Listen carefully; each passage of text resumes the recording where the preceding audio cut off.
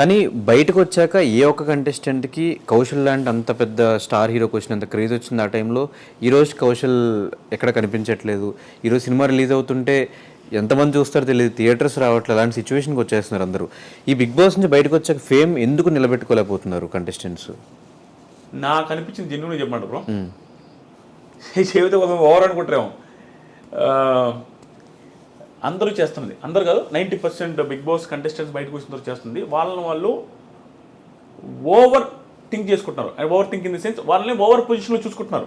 వాళ్ళకి వాళ్ళు నేను ఇంక ఇది కాదు వేరే అనే ఫీలింగ్లోకి వస్తున్నాను. అంటే ఎగ్జాంపుల్, సీరియల్ వెళ్ళేటప్పుడు సీరియల్ యాక్టర్ రాగానే సినిమా యాక్టర్ అవ్వాలనుకుంటారు. సీరియల్ ఓన్లీ సినిమాని చేద్దాం ఆ యాంగిల్ థింక్ చేస్తున్నారు ఎక్కువ మంది. దానివల్ల సీరియల్కి దూరం అయిపోతారు. సినిమాలు ఒకటే వస్తాయి, ఇంకా అతను తాగిపోతాయి. సీరియల్కి రావాలంటే నామోషి తక్కువ, నామోషి ఉంటుంది. ఒకవేళ సీరియల్కి వచ్చినా కూడా కొంచెం ఓవర్ పాపులారిటీ ఏంది, ఇప్పుడు సీరియల్లో చూస్తే ఎట్లా ఉంటుందో కొంచెం దానికి సరిపోడేమో అనే ఫీలింగ్ వస్తుంది వీళ్ళకి. ప్లస్ రెమ్యూనరేషన్ వాళ్ళు యాక్సెప్ట్ చేయలేరు, ఎందుకంటే సినిమాలు చేసి వచ్చిన వాళ్ళు మళ్ళీ సీరియల్ చేయలేరు. అలా నువ్వు చేసింది, నువ్వు ఏదైతే అంతకుముందు చేస్తున్నావో అది చేస్తే నీకు ఓవర్. ఇప్పుడు అమెరికాలో చేస్తే జాబ్ ఎలా ఉంటుంది, ఇండియాలో చేస్తే జాబ్ ఎలా ఉంటుంది? అమెరికాలో 10 లక్షలు వచ్చిన ఒకటే, ఇండియాలో 2 లక్షలు వచ్చిన ఒకటే, 1 లక్ష వచ్చిన ఒకటే. సో ఇక్కడే ఉంటుంది కదా. ఇప్పుడు ఊళ్ళో వాళ్ళు పొగుడుతుంటారు, రెస్పెక్ట్ ఎక్కువ ఉంటుంది. అదే సీరియల్లో యాక్టింగ్ చేసేవాడు వెళ్ళేసి వచ్చి మళ్ళీ సీరియల్ చేస్తే బీభత్సమైన రెస్పెక్ట్ ఉంటుంది. తోపు. ఇప్పుడు మానస్ ఏమైంది? టాప్. మానసు ఇప్పుడు భయంకరమైన టాప్ కదా ఇప్పుడు బ్రహ్మముడితో. సో అలా వస్తుంది. కానీ వేరే రకంగా థింక్ చేస్తారు. ఇప్పుడు ఎగ్జాంపుల్కి నా కెరీర్ బాగుందా లేదా, బిగ్ బాస్ ముందు బిగ్ బాస్ తర్వాత ఇంకెక్కువ సంపాదిస్తాను, సబ్స్క్రైబర్లు వచ్చారు. ఇప్పుడు బయటకు వచ్చిన తర్వాత కానీ ఎంత బాగుంది. ఎందుకుంది? నేను వచ్చిన తర్వాత ఏం చేసిన?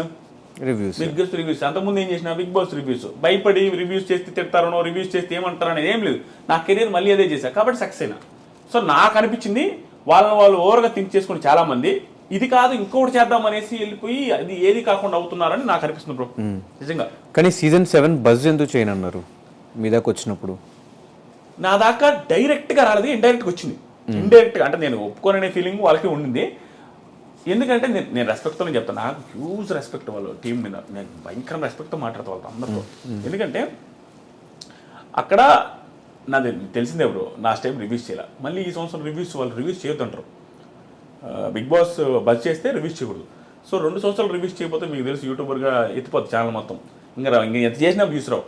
అలాంటప్పుడు అదొకటి. ఇంకొక రీజన్ ఏంటంటే 2 సంవత్సరాలు రివ్యూస్ చేయకపోవడం వల్ల మనకు రివ్యూస్ అంటే ఇష్టం. నేను ఎందాక చెప్పిన వచ్చిన తర్వాత మీరు ఏదైతే చేయాలనుకుంటే అదే చేస్తే సక్సెస్ అవుతావు. నువ్వు ఈ స్థాయి పెరగాలనేసి చూసావనుకో బిగ్ బాస్కి వెళ్ళి వచ్చిన వాళ్ళకి చాలా మందికి అవ్వదు, కొంతమందికి అవుద్ది, చాలా మందికి అవ్వదు. అది కూడా థింక్ చేసుకుని ఏది చేస్తానో అదే చేస్తే లైఫ్ బాగుంటుంది అనేసి అదే చేసుకున్నాను. నేను ఎక్కువ చేయట్లా. దానికి రీజన్ కూడా ఉంది బ్రో, నేను చెప్పేస్తాను అనిపించింది. దానికి రీజన్ ఏంటంటే నేను ఏందో చెప్పినట్టుగా హ్యూజ్ ప్రాబ్లమ్స్ చూసాను. నేను చూడండి ప్రాబ్లమ్స్ కాదు, ఫ్యామిలీ స్ట్రగుల్ అయ్యేది కళ్ళ ముందు నేను చూసాను. మొత్తం మా అక్క పెళ్లి కావాలంటే 1.5 లక్ష కోసం చెట్టు గారికి ఒక ఇల్లు అమ్మేసాం మేము. నేషనల్ హైవేలో ఉన్న ఇల్లు అమ్మేసాం 1,75,000కి. పెళ్ళి అవ్వాలంటే ఇల్లు అమ్మాల, నేను చదవాలంటే 1 ఎకరం అమ్మాల, బ్యానీ అమ్మాల. అలాంటి సిచ్యువేషన్ చూసా. ఏది కావాలని ఒకటి అమ్మితే వచ్చింది నాకు. అట్లాంటి సిచ్యువేషన్ చూసినోడిని, ఒక పీక్ ప్రాబ్లమ్ చూసిన పర్సన్, ఫ్యామిలీ బాధ్యతలన్నీ భుజాన వేసుకున్న పర్సన్ ఏం చేస్తాడు బ్రో? వచ్చిన తర్వాత కెరీర్ మీద చాలా ఫోకస్గా ఉంటుంది. ఎందుకంటే నేను మళ్ళీ వెనక్కి వెళ్ళి ఫ్యామిలీని స్ట్రగుల్లో తోయాలని నాకు అసలు లేదు. కాబట్టి ఎక్స్ట్రా చేయకుండా మళ్ళీ రివ్యూస్ చేసుకున్నావు. బజ్కి వస్తే మళ్ళీ రివ్యూస్ పోతే ఇంటి దేకపోతే బజ్లో వాళ్ళు అడిగిన క్వశ్చన్ అడుగుతావు. నువ్వు నెగిటివ్ అయితే, నీ పర్సెప్షన్ ఉంటే, నీ టాలెంట్ మీద నువ్వు ఉంటే అది వేరే ఉండొచ్చు. వేరే వాళ్ళ క్వశ్చన్స్ నువ్వు అడిగితే దానికి నువ్వు జస్టిఫికేషన్ ఇవ్వలేకపోతే, నువ్వు నెగిటివ్ వేస్తే నీ కెరీర్ స్పాయిల్ అయితే నీ ఫ్యామిలీ నువ్వు చూస్తుడు. నేను నా ఫ్యామిలీ విషయంలో మాత్రం ఎక్కడ వెనక అడిగాను బ్రో. నేను అనుకుంటే ఆ ఫ్యామిలీని మళ్ళీ ఆ స్థాయికి వెళ్ళకూడదు, నేను మళ్ళీ వెనక్కి వెళ్ళకూడదు. అలాగే కెరీర్ ప్లాన్ చేసుకున్నాం. అది కూడా ఒక రీజన్.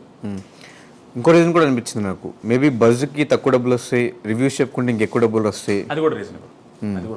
అది మెయిన్ రీజన్ కాదు, డబ్బులు పెద్ద పట్టించుకుని ఇది అది కూడా మెయిన్ రీజనేలే. ఎందుకంటే ఫ్యామిలీ గురించి ఆలోచించాను.